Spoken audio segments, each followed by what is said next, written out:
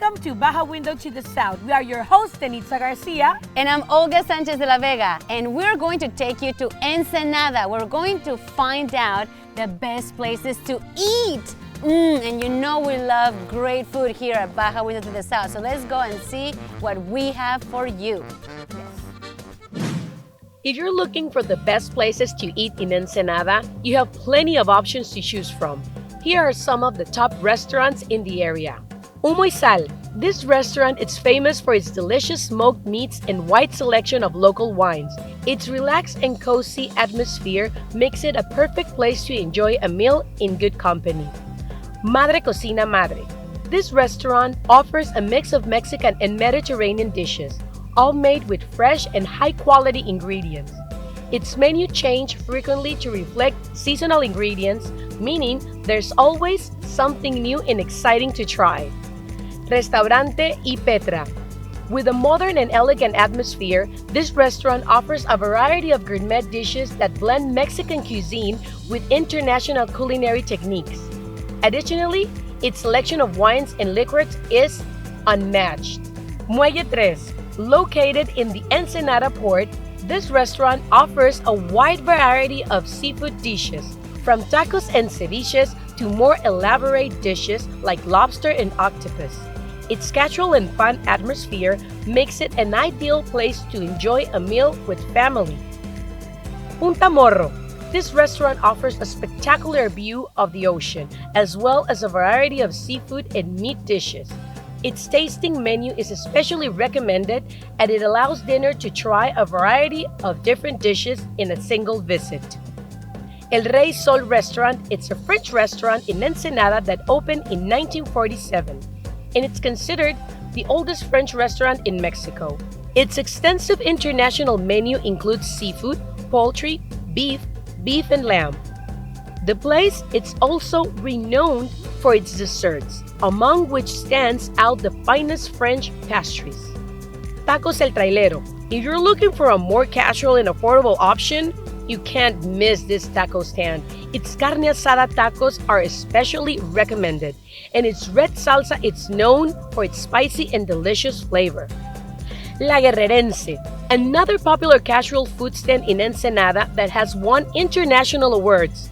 La Guerrerense is known for its fresh and delicious seafood, tacos, ceviches, and salsas. Additionally, its green salsa is one of the tastiest in the area. With so many delicious options to choose from, you're sure to find the perfect place to satisfy your cravings in Ensenada.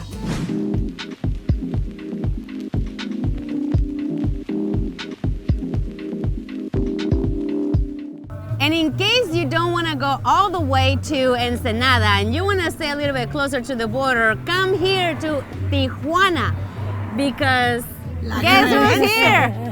La Guerrerense is here, Sabina. We are so excited. God. Muchas gracias, hija. I'm so happy to meet you. Déjame decirte, feliz de conocerte y que estés en Tijuana, Baja California. Esto ya está a reventar desde antes de que lo abrieran, señoras y señores. ¿Sí o no? I was going to scream and then I realized that I have the microphone on. Estoy contentísima que estés aquí. Gracias, hija. Yo también estoy feliz. Muchísimas gracias. Los tijuanos me recibieron con los brazos abiertos. Con los brazos abiertos, pues gracias a Dios, mucha gente. Conocida, ya entre los mejores restaurantes está prácticamente del mundo, la señora Sabina. Y ahora aquí en Tijuana, en Avenida Hipódromo, súper cercana al ladito del Buc, atrás del Hipódromo Aguacaliente. ¿Qué tal? Así que... Ya está mi paladar. No, bueno. Dinos, ¿qué es lo que nos trajiste aquí a Tijuana, aquí al hipódromo? ¿Qué es lo que podemos esperar? Mira, trajimos las campeonas, que es la de erizo con almeja, la de paté con callo, la 100% guerrerense, que es trocitos de pescado en jugo de naranja con camarón, la Singapur, que no debe de faltar, almejas gratinadas. Mira nada más cómo me tienes. Y unas brochetes de pulpo con calamar y su piña. Riquísimo. Qué delicia. Y los cócteles, y traje un aguachile negro. Oh my God. ¿Y las salsas? No. Las salsas no se digan. Ahí vienen que todas. son inigualables de la Guerrerense, por supuesto que sí. Y no, doña Sabina, bueno, con estas delicias que ahorita vamos a probar, ¿verdad, Olga? Bueno, que ya probamos, pero que vamos a degustar el día de hoy aquí en Tijuana. ¿Cómo surgió esta idea de venirse para acá, pues? Pues tenía pensado, pero dije, al ratito, poco a poco. Es poco a poco. Claro, claro. Siempre. Entonces se llegó la hora y aquí estamos. Eso. Porque la otra vez fue Olga a grabar allá. Sorpresa todavía. ¿Qué? En Valle no. Me dijo, Sorpresa, te tengo una sorpresa. No, pues oye, qué Sí. sorpresota. Sí, Qué aquí guardadita se lo estamos. tenía. Y me doña viene- Sabina. Y aquí estamos, mira, gracias a Dios y gracias por apoyarnos. Siempre. No, ¿Eh? es que estás en todas partes. Te tenemos en la Ciudad de México, te tenemos en Ensenada, te tenemos aquí. ¿Qué más está por esperarse de esta gran mujer? Pues ahí vamos, gracias a Dios, poco a poco. O sea que Poco todavía a hay poco. planecitos de aparte de Tijuana seguirse moviendo a otros lugares, doña Sabina. Evidentemente, porque sí hay más de la Guerrerense y doña Sabina en otras partes, así que estén pendientes, ¿verdad? Claro oh que sí, my sí. God. Y a doña Sabina la Guerrerense, por supuesto que la podemos encontrar en redes sociales como La Guerrerense MX para que la sigan inmediatamente. ¿No, Olga? Yo ya la estoy siguiendo. Síganos también a nosotros en nuestras redes sociales en Baja Window to the South. Y tienen que venir aquí a disfrutar de todas estas delicias. Y estoy yo. No. Ya sabes que estoy comprometida Sí. contigo. Yo no puedo estar sin venir a disfrutar de todo lo que tú tienes, porque no te puedo decir cuál es mi favorita. Cada que yo vengo, yo digo esa y esa. Entonces vengan ustedes aquí a disfrutar de la delicia aquí con Sabina. Por supuesto. ¿Algo que quieres decir a nuestra audiencia? Invitarlos nomás a que Pues vengan y aquí se den nos la vuelta. esperamos, hija, ¿Verdad? en el hipódromo. Eso. Aquí estamos Vénganse todos para los acá. días ahorita. ¿Sale? Muy Aquí los bien. espero. No se van a arrepentir. Quien los han probado, vuelvan, y quien no, olvídense. No van a salir de aquí. Le digo que luego le va a quedar chico, pero como ella dice, poco a poco, ¿verdad? Claro que sí, poco ya a se poco. plantó la semillita aquí en Tijuana. Eso sí. Claro que sí, hombre. Well, thank you. Muchas de gracias, verdad, gracias, so gracias, much gracias a for being ustedes. with us here in Baja Window to the South. And, well, visit here, Avenida Hipódromo again, let me tell you, La Guerrerense from Ensenada, the original one, Doña Sabina. And Anthony Bourdain was not wrong. Oh my God, was absolutely not wrong. Rest in peace, Anthony Bourdain with Doña Sabina here. And, well, in Baja Window to the South, now we're going with Chef San Román, who's going to prepare us, oh my God, a delicious dessert. You will see. Thank you.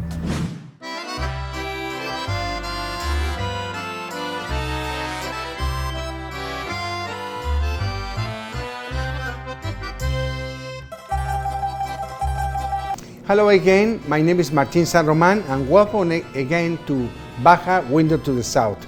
Well, we are here at Atelier de Martin, Zona Rio in Tijuana. This is our production kitchen next to El Original Pastel de Crepas, which it has the name of a dessert, but actually is a French restaurant. Well, one of our specialties is the pavlova. Pavlova, we have amazing homemade meringues, okay? So what we are going to do is that I got my plate. I'm gonna put a little bit of some berries, some blueberries on the bottom. Then I have the vanilla ice cream here in the middle, okay? Then what we do, this is very simple. We have a nice chocolate sauce. This chocolate sauce is made with a European chocolate, okay? And what I'm going to do is this, just cover the meringue, the ice cream, you see? I bet you that your mouth is melting right now with this dessert. I'm gonna put some garnish with other kind of chocolate. You see, that looks very nice. And then I will do some decorations with the berries that we have, okay? Raspberries, blueberries, blackberries. And at the end, I just will garnish it with some radishes here on the top, okay? And believe it or not, you have an amazing, beautiful dessert that you have to come and try it here al Original Pastel de Crepas, okay? And also al Atelier.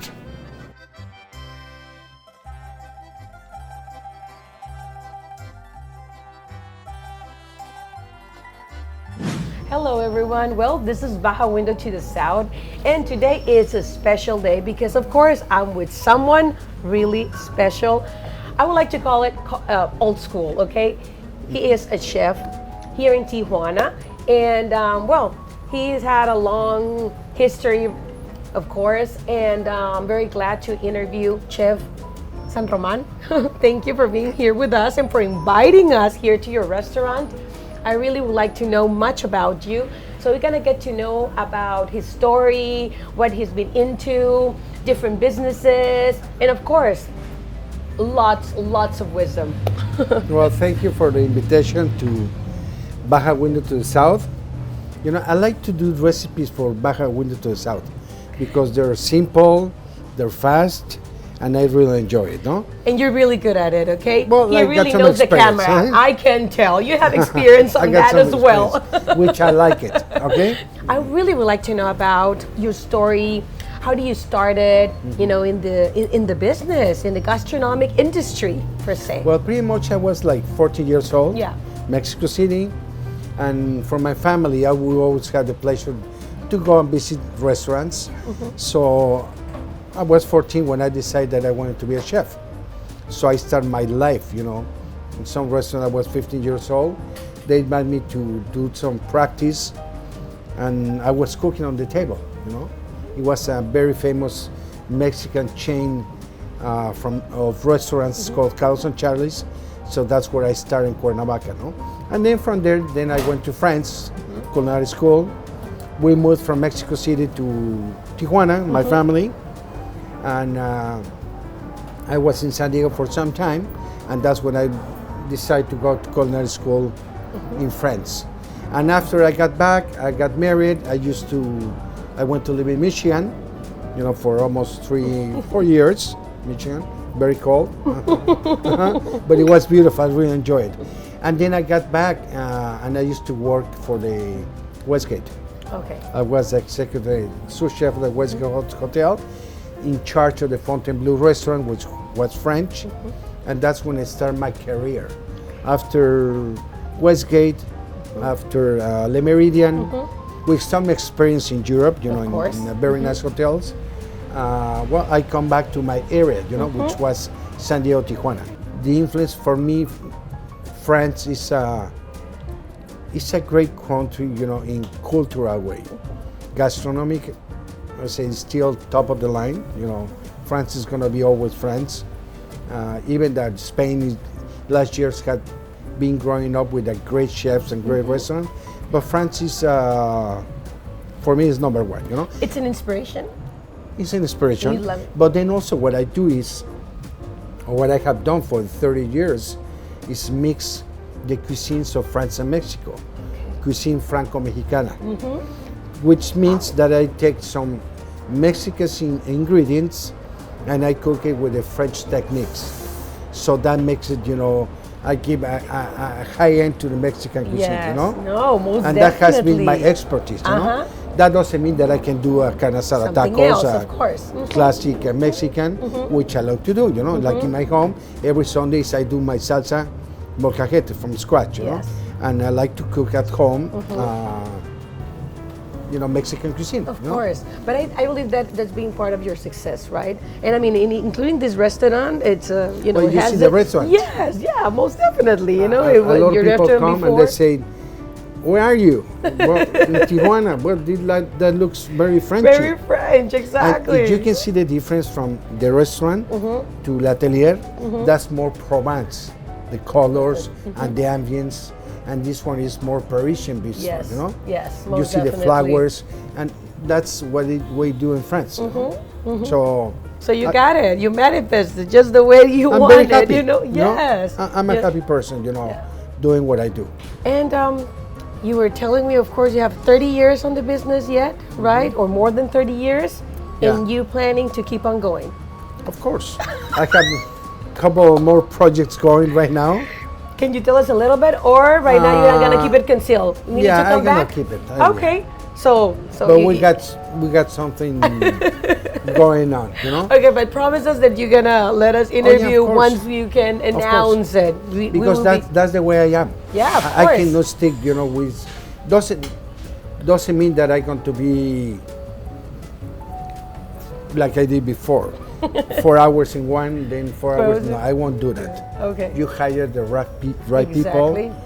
to work in your place, take care of your place, and you just oversee it, you know? Yeah, And and that's live what I'm going life, to do. and you know, Yeah. that's the balance. Keep enjoying it, you know? Exactly. I still that I still young, you know, and I have a lot to keep still, A lot, yes. and that's what I want to do. That's what is going to make me happy. You know? I just heard someone, you know, wise man saying that say if you have projects, you're still young, and you're gonna keep yourself young. You know, that's the balance in life. Yeah, Keep that's on the moving, balance. right? Uh-huh. Like if you're in a bicycle. So I wish you all If the you have best. something in the mind, Yes, everybody can do it. most definitely, Huh? most definitely. I mean, it's going to be, life is hard. Yeah, yeah. You just have to find the right way to do it, you know? Exactly. And those decisions. something that I have is Mm-hmm. when I take the decision of doing something, I don't really care what the people say. Right.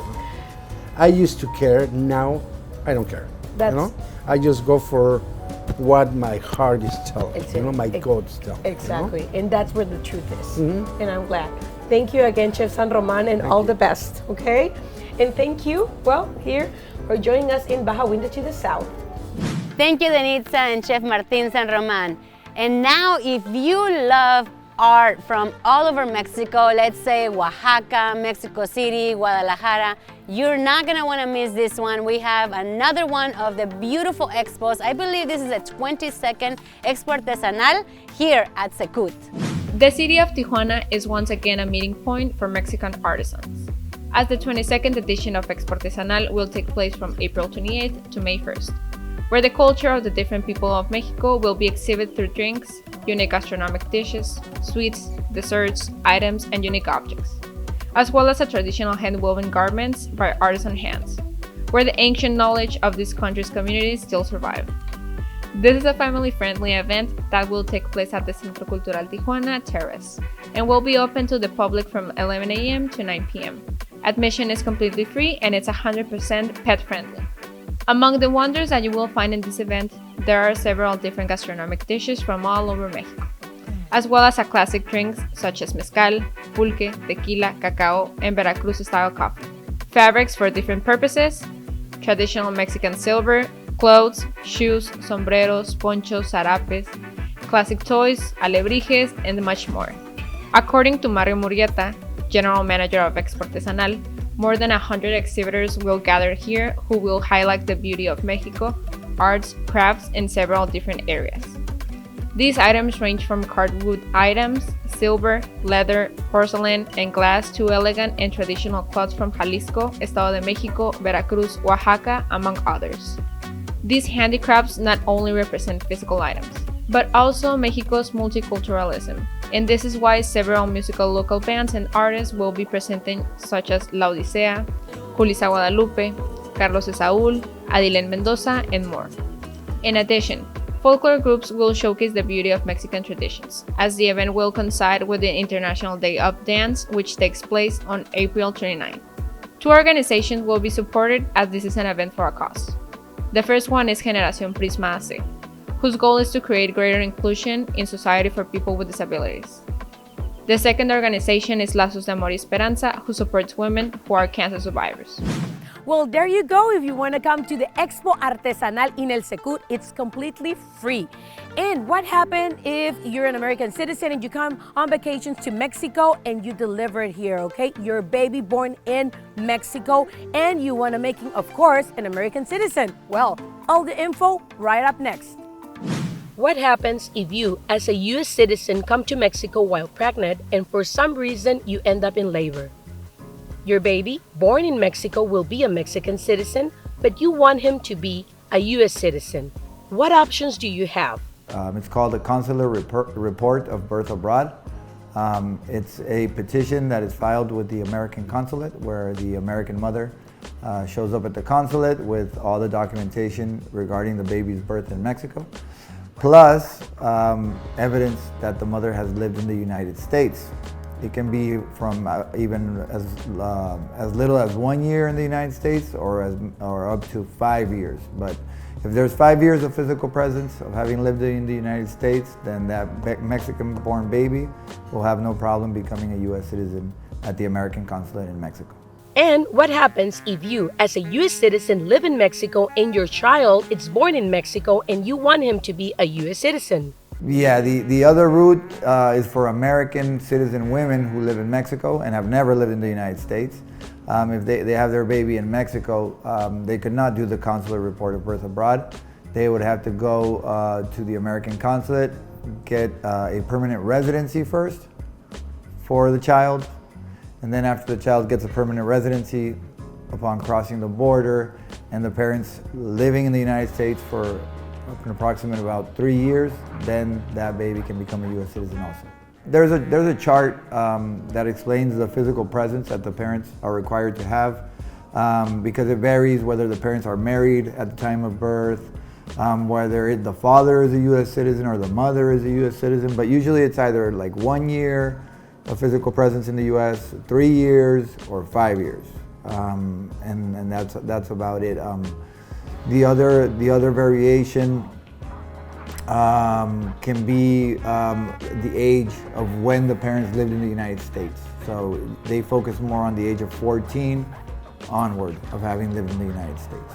They also look at when you're a kid, but it can only account for a maximum of 2 years before the age of 14, having lived in the United States by the parents. So now you know what your options are if you are in a situation like this. As a U.S. citizen giving birth in Mexico and you want the baby to be a U.S. citizen.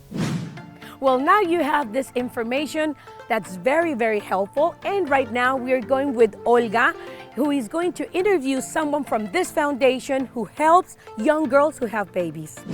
And today we are with Carlos Bernard, who together with his wife Erika created an organization called Sonriendo Juntos. And Sonriendo Juntos is an organization that is dedicated to supporting and helping young single women who happen to be mothers of beautiful children. Carlos, what an opportunity for us to have you here. Please tell us more about Sonriendo Juntos. Thank you. It's an honor to be here. Well, Sonriendo Juntos, it's a very young association. We have 2 years working so hard here in Tijuana. We are from Puebla, and we have an important purpose of this is give the tools to the girls, to the women, to be self-sufficient. And it's not a simple work, but the requirements to that, it's too much energy, too much work, too much responsibility of that, no?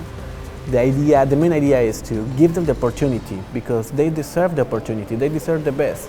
They are teenagers with enough energy to conquer the world, and we want to be part of this. We want to bring the wings to fly along, not to cut, to give them the opportunity to be their self. Makes sense? And we are so happy we are so proud what we are doing. We have many troubles inside, but the most important is what we are doing at the end, the smilings, the security of each one of them. When they arrive to the house, they are afraid, they feel alone, they feel uncomfortable with themselves. And sometimes it's hard to say, but it's important to know, sometimes the girls reject the baby because represent many things in their lives. And at the end of past the time, we see where they are taking care of the babies, smiling, sharing time, taking,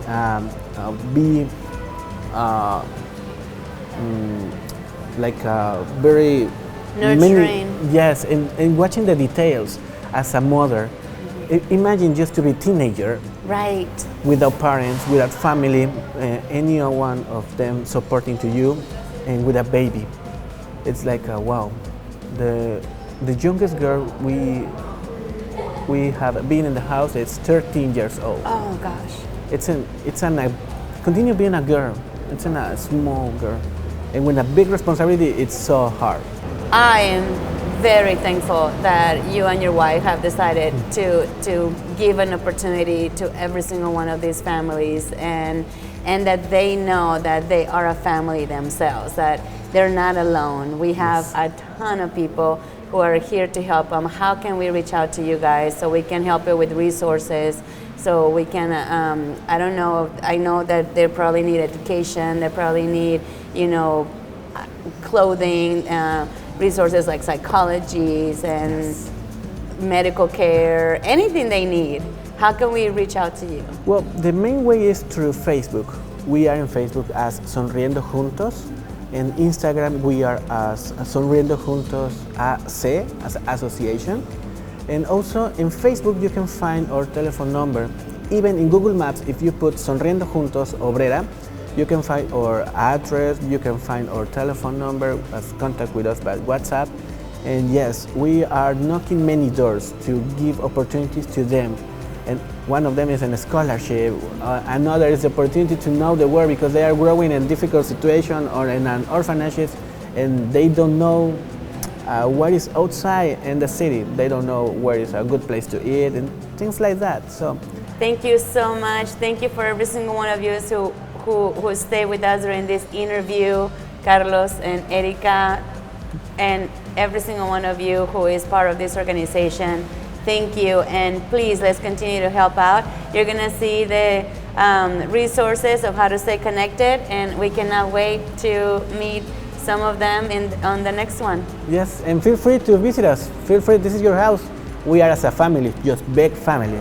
So feel free to visit us, please. Beautiful. Thank you so much. No, thank you for this opportunity. Today in Baja Window to the South, we are at the ITC, the Immunity Therapy Center, and I'm here with Dr. David Alvarez, who's going to talk about pain management, something really important in cancer patients. Thank you, doctor, for being here with us. And about the topic, can you please tell us what are some of the typical things that cause cancer patients pain? In most of the cases, it's sort of a mechanical issue. If a tumor, let's say, is pressing through important structures such as blood vessels or nerve, it can end up causing specific types of pain. And doctor, what does pain management means for a cancer patient? So cancer by itself, it's a complex disease that has many symptoms and many signs. One of the most common one would be pain. So it's always a priority. And why is pain management important before, during, and after cancer treatments? Well, pain, as I mentioned, since it's one of the most common symptoms that comes along with the disease, in cases could be an indicator of the response of what we're doing. There are different ways that we can evaluate the progress or the result of our treatment. One is through the clinical part that comes with pain, with weight loss, with more appetite, energy, those type of things.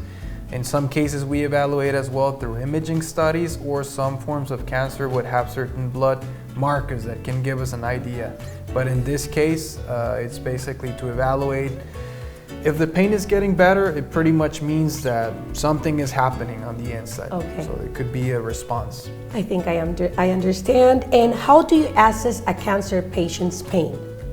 Well, there are different types of pain, depending on what the diagnosis is. During the initial admission, there's a part of the treatment that will basically ask a lot of questions regarding the diagnosis, the type of pain that patients could describe, the type of medications that they're taking.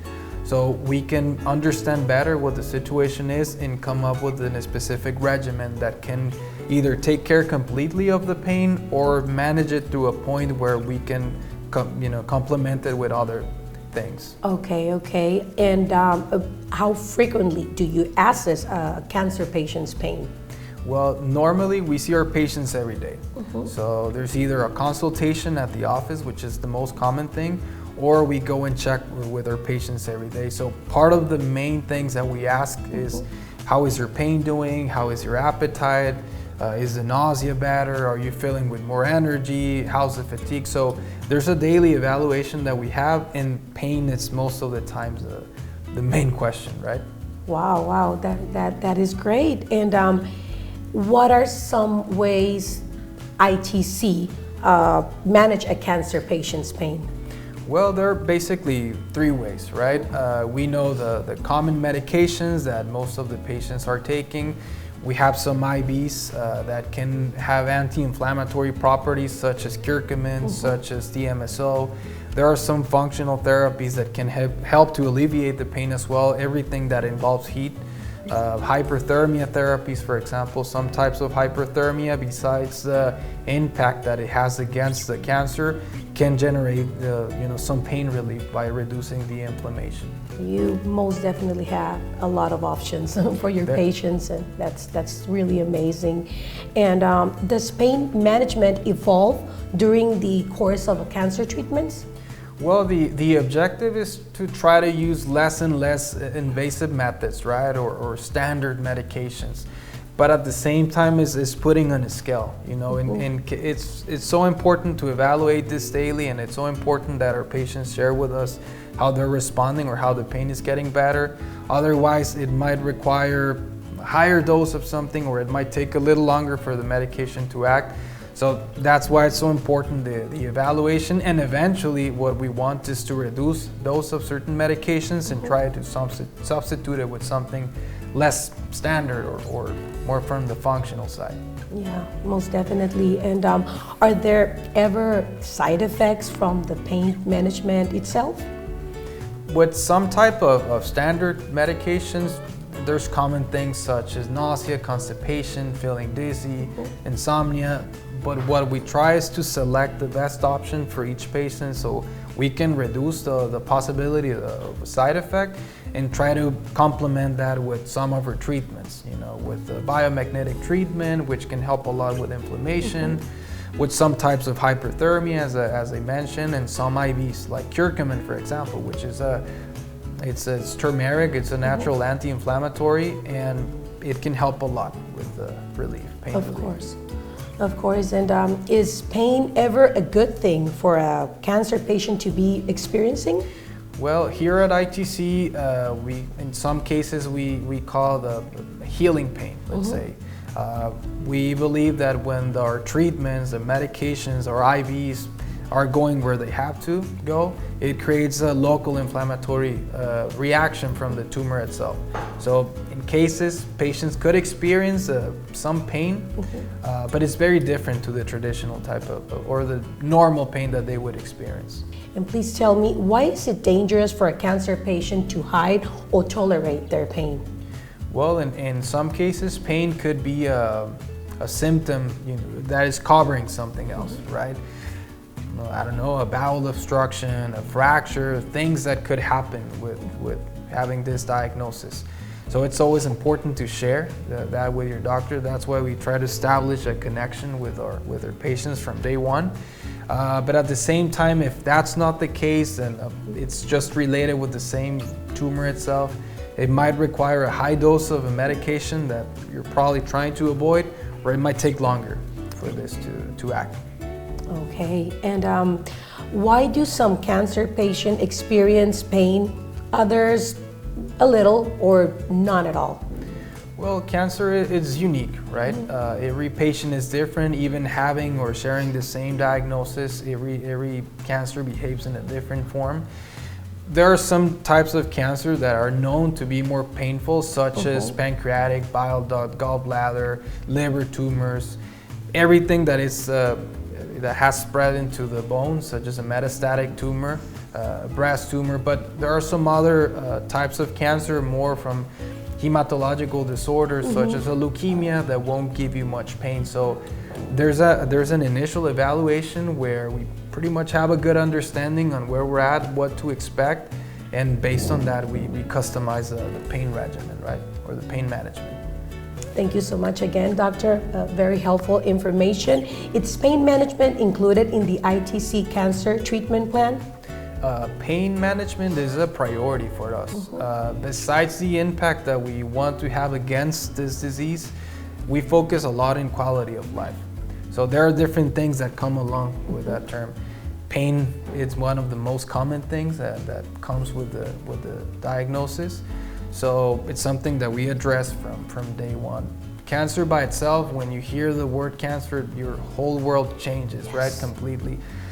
So there are several things involved, right? But emotionally it's very hard for patients to deal with this diagnosis, and if on top of that they're dealing with a tremendous amount of pain, it interferes a lot with the healing process and with the will that patients have to keep fighting. So it's something that we focus on controlling from day one.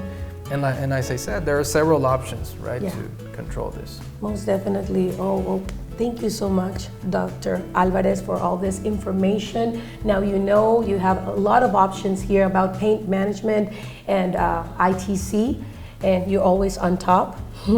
I love that, and well, I hope to see you again very soon so you can share with us more helpful information for all our audience and people who are in this situation, most definitely. Right. Thank you so much, and this was Baja Window to the South. Well, thank you so much, Dr. David Alvarez, for this helpful information about paint management. And now we are going with Chef Mario, who has a delicious surprise for us. Hey banda, from Baja Window to the South. I'm here in the Benton and Boulevard Díaz Ordaz.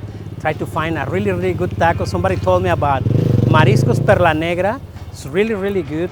Let's go to try. I'm in the city, try to find the really good tacos, the best tacos in Baja. So let's go to see this one. Let's go to try it.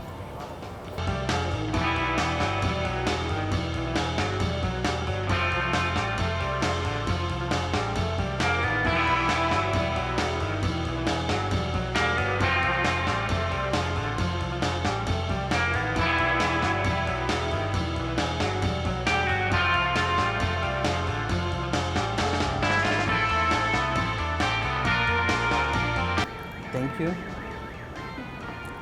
Okay, voy a probarlos. I need to try this. So let's go to try this one more time.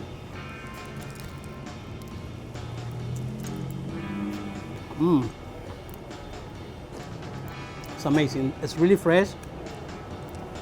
It's spicy, but not too spicy. So you need to try these tacos and Mariscos Perla Negra. Oh wow. Give me one more chance. I need to try. Let's go this one. Check this out.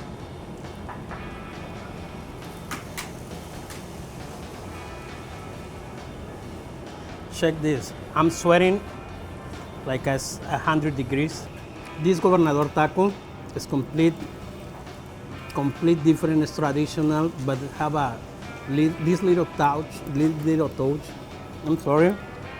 My mom told me don't speak with my mouth is full, but this taco is, I'm really talking about this.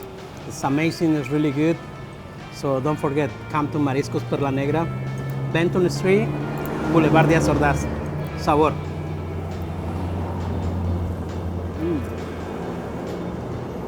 Again, seriously? You and your tacos.